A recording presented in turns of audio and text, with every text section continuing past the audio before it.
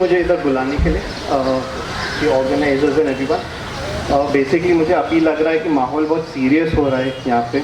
बहुत आपने ऑलरेडी बहुत 2-3 लोगों का डिस्कशन सुना है। आई थिंक देखो, हर एक परिवार में किसी को डायबिटीज़ है, किसी को ब्लड प्रेशर है। तो आप किसी को डायबिटीज़ या ब्लड प्रेशर हो तो आप कैसे उसके साथ बिहेव करते हो, तो वैसा कैंसर भी ऐसे बीमारी है। आजकल कैसा है कि कैंसर के ऊपर बहुत मिस इन्फॉर्मेशन फैल चुका है कि कैंसर हुआ तो पेशेंट ख़त्म हो गया है, मेरा उसका कुछ भी नहीं हुआ है, कुछ नहीं बचा है। वैसा काइंड ऑफ एटीट्यूड आजकल आ रहा है लोगों में। I don't think cancer is that. हाँ, उसमें 2-3 चीज़ है।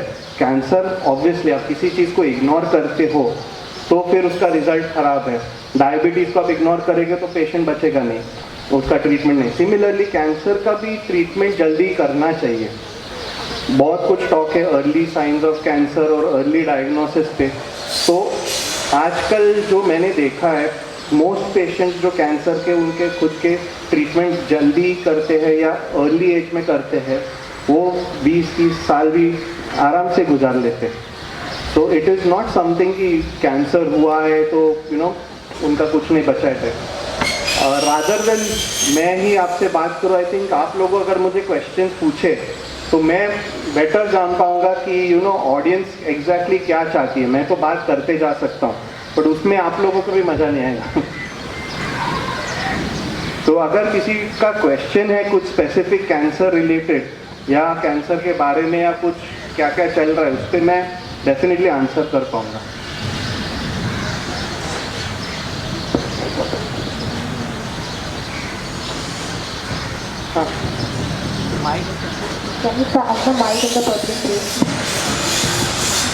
हाँ, mostly common cancer in male and female in India. तो मेल्स में मोस्ट कॉमन कैंसर है मुंह का कैंसर, जो माउथ कैंसर है। क्योंकि आपने पहले भी जो डॉक्टर थे उनका सुना कि टबैको हैबिट सबसे ज़्यादा होता है इंडिया में।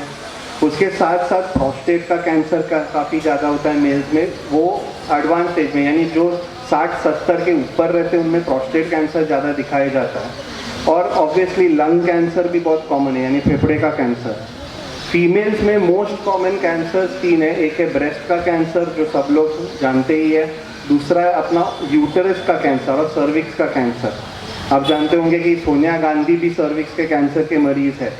अभी सोनिया गांधी भी जो अपने राहुल गांधी ये है, उनको सर्विक्स कैंसर होके 10-12 साल हुए, पर फिर भी आप उनको अच्छे से देख रहे। यानी वही मैं मिथ मिटाना चाहता हूँ कि किसी को अगर कैंसर हुआ यानी उसका ज़िंदगी ख़त्म हुआ, ऐसा नहीं है। अगर आप सही डॉक्टर, सही ट्रीटमेंट और सही सलाह लेते हो तो नॉर्मली पेशेंट अच्छे भी हो जाते हैं।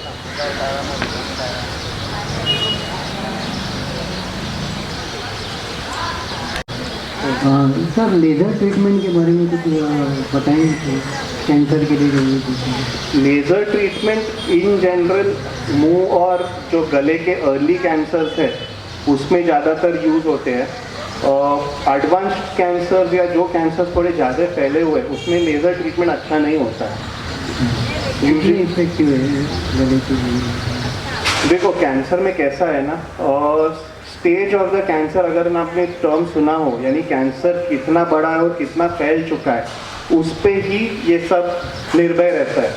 अगर आप अर्ली स्टेज में आते हो यानी कैंसर आपका बहुत ही मामूली सा है तो फिर लेज़र ट्रीटमेंट काफ़ी इफ़ेक्टिव है। पर अगर आपका स्टेज ऑफ कैंसर थोड़ा भी बढ़ गया तो फिर लेज़र इफ़ेक्टिव नहीं है। तो अपने जो इंटरनेशनल या दुनिया भर के जो गाइडलाइंस है उसमें बोलते हैं कि लेज़र ट्रीटमेंट एक एक्सेप्टेड स्टैंडर्ड नहीं है। तो अगर आपको किसी ने लेज़र ट्रीटमेंट ऑफर किया है या किसी आपके पहचान को, तो 2 बार सोच के आप वो ट्रीटमेंट ले लो, क्योंकि वो अभी तक इतना एक्सेप्टेड नहीं है ट्रीटमेंट। हेलो, मेरा एक सवाल था कि कैंसर अगर जिसको फैमिली मेम्बर में होता है तो ज़रूरी है कि और उसकी फैमिली मेम्बर को कैंसर हो? तो उस पर बेसिकली ये क्वेश्चन में ऐसा है कि कौन सा प्रकार का कैंसर फैमिली मेम्बर में हुआ है उस पर बहुत निर्भर रहता है। अभी फॉर एग्जांपल ब्रेस्ट कैंसर और जो फीमेल कैंसर है काफ़ी तक फैमिलीज़ में दिखाए जाते हैं। यानी किसी फीमेल को हो तो उसके माँ या बहन या डॉटर को हो सकता है। मेल्स में ऐसे फॉर एग्जांपल मुंह का कैंसर हो सब उसमें फैमिली एसोसिएशन नहीं है। प्रोस्टेट के कैंसर में कभी कभी अगर फादर को और को बेटे को भी हो सकता है। तो कैंसर एक ही टर्म नहीं है, कैंसर में ऑलमोस्ट 50 अलग टाइप के कैंसर रहते हैं, तो हर एक का अलग ये रहता है। जैसे कि कीमो देते हैं हम लोग कैंसर के लिए, जो कीमो होता है, हाँ, तो वो कीमो के टाइप पे फैमिली मेम्बर वहाँ पे रहना ज़रूरी है?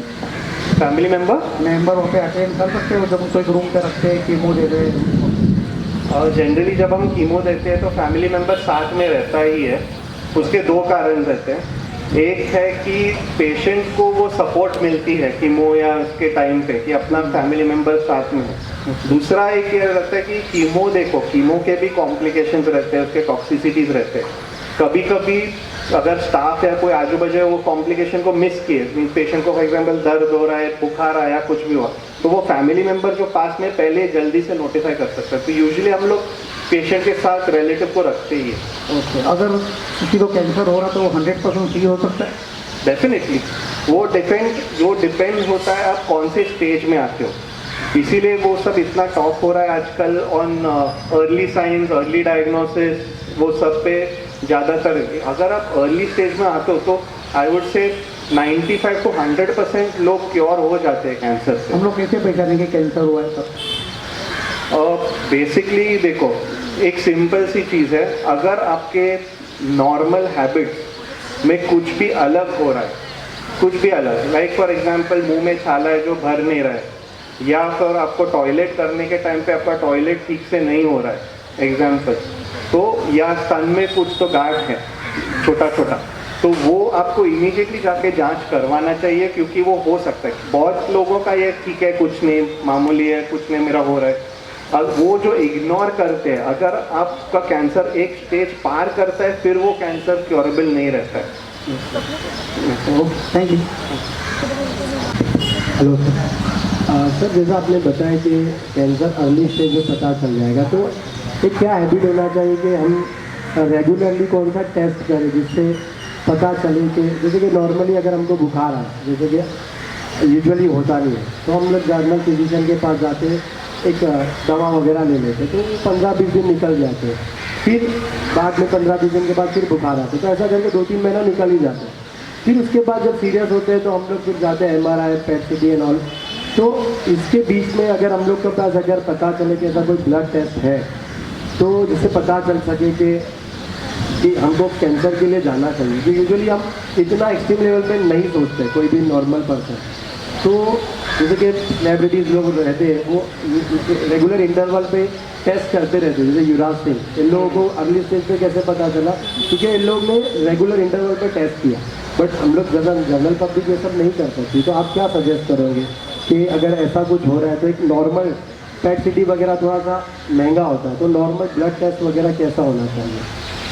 ब्लड टेस्ट से ज़्यादा मैं आपको बोलूँगा कि देखो, कैंसर अलग प्रकार के रहते हैं, there are 50 different types of cancer, और हर एक कैंसर का हम लोग थोड़ी टेस्ट और ये सब कर सकते हैं। एक चीज़ है, हर एक पर्सन को अपने फैमिली के बारे में पता रहना चाहिए। फॉर एग्जाम्पल, अगर आपके माँ को या किसी परिवारजन को कुछ कैंसर हुआ हो, तो आपको उसके बारे में थोड़ा नॉलेज रहना चाहिए कि ये रिस्क मेरे पे है कि नहीं, वो एक नॉलेज आप सबको रहना चाहिए। तो वो नॉलेज अगर है, या किसी फैमिली में आपके माँ को ब्रेस्ट कैंसर हुआ, यानी जो भी औरतें हैं वो फैमिली में, उनको ब्रेस्ट कैंसर का थोड़ा रिस्क है, तो इसीलिए उनको रेगुलरली चेकअप और वो सब करना चाहिए। दूसरी चीज़ है, अभी हर जन को पता चलता है कि अब उनका शरीर कब नॉर्मल है या कुछ उसके शरीर में कुछ गड़बड़ है, क्या क्या गड़बड़ रह सकती है। किधर भी शरीर में अगर एक गांठ हो, कभी कभी वो सिंपल मामूली सा चर्बी का गांठ भी रह सकता है, कभी कभी वो कुछ और भी रह सकता है, मुंह में, गले में, किधर भी शरीर में कुछ गांठ हो तो वो डेफिनेटली एक बार जाके टेस्ट करना चाहिए। दूसरा है कि अगर आपके कोई भी हैबिट्स में कोई चेंज हो, यानी आपको पेशाब में या टॉयलेट में ऐसा, या आपका मानसिक जो रहता है उसमें कुछ चेंज हुआ हो, तो वो आपको ध्यान में रखना चाहिए कि ये कुछ अलग हुआ है, मुझे शायद से किसी को जाके दिखाना चाहिए। तीसरा है जो मोस्ट कॉमन है, किसी का बिना कारण वेट लॉस हो या कमज़ोरी हो, जो आपको पता ही नहीं है क्यों हो रहा है। मैं तो खाना ठीक से खा रहा हूँ पर मेरा वेट कम हो रहा है, या मेरे को कमज़ोरी हो रही है, मेरे को ज़्यादा पहले से जितना काम नहीं जम रहा है। ये सब चीज़ें कुछ लक्षण रहते कि शरीर में कुछ तो गड़बड़ है। 95% में इसमें कैंसर तो नहीं आएगा, बट 5% चांस है कि कुछ अर्ली कैंसर उसमें डिटेक्ट हो जाए। तो बेसिकली ये है सेल्फ इंट्रोस्पेक्शन में। ब्लड टेस्ट तो ये सब के बारे में एक चीज़ है। अभी फॉर एग्जांपल विमेन में जो औरतें हैं उसमें बहुत कुछ आपको ऑनलाइन इंफॉर्मेशन मिलेगा about breast health, breast self examination करके, कि आप घर में खुद से कैसे जांच सकते हो खुद को। तो ये आपको ऑनलाइन और वो सब इंफॉर्मेशन मिल जाएगा। आप उसका अच्छे से, सब लोग मोबाइल यूज़ करते हैं, उसका उसमें इंफॉर्मेशन पा सकते हैं। दूसरा है मेल्स में पेशाब में तकलीफ, स्पेशली जो लोग 50 के ऊपर है, उनको कभी कभी पेशाब में तकलीफ हो, कभी खून आया पेशाब में, या पेशाब में जोर नहीं हो, तो ऐसे थोड़े थोड़े सिम्टम्स रहते हैं जिसके अर्ली लक्षण रहते हैं कैंसर के। If a person has blood cancer as well as liver cirrhosis, और liver cirrhosis भी mid stage पे है, initial पे नहीं है, तो क्या वो क्योर होना पॉसिबल है? That's my question. Blood cancer with liver cirrhosis. Yeah, and liver cirrhosis in mid stage. So see, उसमें कैसा है, इट्स अ कॉम्प्लिकेटेड आंसर। अभी blood cancer is also of various types. Blood cancer एक ही cancer नहीं है, there are around 8 different types of blood cancer. Some blood cancers काफ़ी curable रहते हैं, आप एक ही गोली से वो क्योर हो सकता है। दूसरे टाइप ऑफ ब्लड कैंसर्स का कितना भी कीमो ले लो उसका खराब ही रहता है। लिवर सिरोसिस का प्रॉब्लम क्या रहता है कि उनका लिवर खराब हो चुका है। Usually treatment of liver cirrhosis, जो लिवर अच्छे से फंक्शन नहीं कर रहा, उसमें लिवर ट्रांसप्लांट रहता है, जिधर हम दूसरा लिवर डालते हैं। और अगर उनका अभी ये जो आई डोंट नो के कोई पहचान के कि नहीं, बट इसमें प्रॉब्लम क्या आता है कि लिवर सिरोसिस ट्रीटमेंट के लिए ट्रांसप्लांट लगता है, और जो पेशेंट कैंसर के रहते हैं वो पेशेंट ट्रांसप्लांट कैंडिडेट्स नहीं है, उनके लिए वो ट्रांसप्लांट ये नहीं दिया जाता। तो if his blood cancer can be controlled, और जो लिवर सिरोसिस का जो फैक्टर्स है अगर उसको आप कंट्रोल में रख सकते हो तो डेफिनेटली पेशेंट की ज़िंदगी बढ़ सकती है। बट क्योर होना या नहीं वो मोस्टली कठिन है। और एक चीज़ मैं बताना चाहता हूँ, कैंसर में अभी काफ़ी जो सोच है और विचार है कैंसर में, उसमें 2 प्रकार के सोच है। वन इज़ क्योरेटिव, यानी पेशेंट का कैंसर मुक्त होना, और सेकेंड इज पैलिएटिव। पैलिएटिव यानी पेशेंट कैंसर के साथ जी रहा है। क्योरेटिव जो जल्दी स्टेज और अर्ली स्टेज में आते हैं उसका क्योरेटिव ट्रीटमेंट हो सकता है, बट पैलिएटिव भी एक प्रकार है जो पेशेंट काफ़ी साल कैंसर के साथ भी जी सकते हैं। मेरे एक पेशेंट है जो ब्रेस्ट कैंसर के स्टेज 4 वाले पेशेंट है, वो अभी 13 साल से स्टेज 4 के साथ जी रही है, और अगर आप उनको मिलोगे तो पता भी नहीं चलेगा आपको कि वो कैंसर मरीज है। तो इसीलिए आपको बेसिकली वो मैं क्या बोलूँगा, सही ट्रीटमेंट सही जगह से अगर आप लेंगे तो आपको बेस्ट रिजल्ट भी मिलेगा। हेलो, तो सॉरी मैं अगेन क्वेश्चन पूछ रहा हूँ। मैं ये बोल रहा था कि एवरी 4 वुमन को ब्रेस्ट कैंसर होता है, एज पर द रिपोर्ट जो मैंने पढ़ा था। सर मैं ये आपसे जानना चाहता हूँ कि अभी मैं ऐसे नहीं खुद का तो नहीं बोलना चाहता हूँ, बट हम लोगों ने, जब मेरा बेसिक ट्रेनिंग हुआ था गुजरात में, और फिर उसके बाद मैं फ़ॉरेन काफ़ी घूमा हूँ। फ़ॉरेन से आने के बाद हम लोग को ये पता चला, मुझे ऐसा दिखाई दिया कि कैंसर का जो ट्रीटमेंट रहता है वो सिंगल डॉक्टर ट्रीटमेंट नहीं है, उसमें एक पूरा टीम लगता है ट्रीटमेंट के लिए। अभी हर एक मरीज अलग, फॉर एग्जांपल अगर मुंह का कैंसर हो गया तो आपके सर्जरी में या ऑपरेशन में एक तो सर्जन रहेगा, उसके साथ प्लास्टिक सर्जन रहेगा, उसके साथ एक और मे बी डेंटिस्ट भी रहेगा, इसके साथ आपका ये सब। उसके बाद आपका ट्रीटमेंट में कीमोथेरेपी भी लगेगी, रेडिएशन भी लगेगी, सब। तो कैंसर का ट्रीटमेंट एक बहुत बड़ा। तो हम लोगों ने एक्चुअली क्या किया है कि हम लोग एक ग्रुप बनाए, जो हम लोग अराउंड 15 या 16 डॉक्टर है अपने साथ, हम लोग का ग्रुप बनाए। समीना जो बैठी है बाजू में, आप उनसे बात कर सकते हो उसके बारे में कि हम लोग क्या। तो हम लोग क्या करते हैं बेसिकली, जो भी मरीज़ आते हैं अपने पास, काफ़ी मरीज़ पुअर है, उनकी अफोर्डेबिलिटी नहीं है, तो हम लोगों का काफ़ी ट्रस्ट और ये सब के साथ भी टाई अप है कि उनका ट्रीटमेंट सस्ते में हो जाए। एक इम्पॉर्टेंट मैं आपको बताना चाहता हूँ कि देखो, अच्छा ट्रीटमेंट कभी बहुत सस्ता नहीं होता। वो आप मन से निकाल दो कि आपका ट्रीटमेंट हो गया, इनका ट्रीटमेंट चलो इतने में हो गया, ऐसा नहीं, बस क्या उनको सही ट्रीटमेंट मिला है, उसमें बहुत फ़र्क रहता है। पेशेंट अगर उनका फॉर एग्जांपल ऑपरेशन ठीक से नहीं हुआ, पेशेंट को बाद में कैंसर वापस आने वाला है, तो उसमें उनका खर्चा डबल या ट्रिपल एनीवे हो जाता है। सस्ता अच्छा ट्रीटमेंट मिलने के लिए आपको एक अच्छे सेंटर से ट्रीटमेंट भी लेना ज़रूरी है।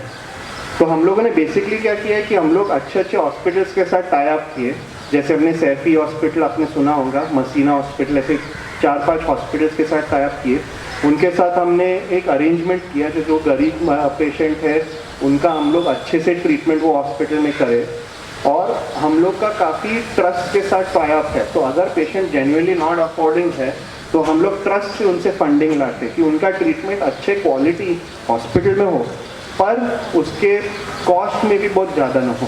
लेकिन सर कैंसर ठीक हो जाने के बाद वापस से 5 ईयर 10 ईयर्स में रिटर्न आ जाता है कैंसर। यूजुअली हम लोग ऐसे बोलते हैं कि 5 साल तक हम लोग पेशेंट को बहुत अच्छे से ऑब्जर्व करते हैं। कैंसर वापस आने का रिस्क सबसे ज़्यादा पहले 2 साल में रहता है। अगर 2 साल में नहीं आया गांठ वापस, तो 3 से 5 साल तक, मीन्स 2 से 5 साल तक उसका रिस्क थोड़ा कम रहता है। अगर पेशेंट 5 साल का जो ये क्रॉस किया बैरियर, तो यूजुअली वो कैंसर नहीं वापस आता है, यानी वो पेशेंट क्योर हो गया है कैंसर से। हाँ, पर उसको दूसरा कैंसर या कुछ और नया कैंसर आ सकता है, नहीं वो ऐसा नहीं है, बट जो पहला बीमारी था वो नॉर्मली ख़त्म हो जाता है 5 साल के बाद। सर एक लास्ट क्वेश्चन है, स्किन कैंसर होता है क्या सर? स्किन का भी कैंसर होता ही है। तो उसके सिम्टम्स कैसे पता चलेंगे? अगर आपके किधर बॉयल हो, मोस्ट कॉमन जो हम मोल बोलते हैं, मोल को क्या बोलते हैं हिंदी में मुझे पता नहीं, मसा, जो मसे रहते हैं मुंह पे या शरीर पे किधर भी, तो उसका बेसिकली उसमें कैंसर होने का रिस्क ज़्यादा रहता है। मेनी पीपल हैव ये मसे मे बी फ्रॉम 10 साल 20 साल तक उनके पास है, उसका कुछ प्रॉब्लम, बट अगर आपने उसने कभी नोटिस किया कि उसका साइज़ बढ़ गया या उसमें से ब्लीडिंग या कुछ चालू हो गया तो उसमें कैंसर होने का रिस्क बढ़ जाता है। तो अगर आपके पास कोई मसा है तो उसको जाके एक बार जांच लीजिए और देख लीजिए डॉक्टर से कि वो उसमें कैंसर होने का कितना रिस्क है।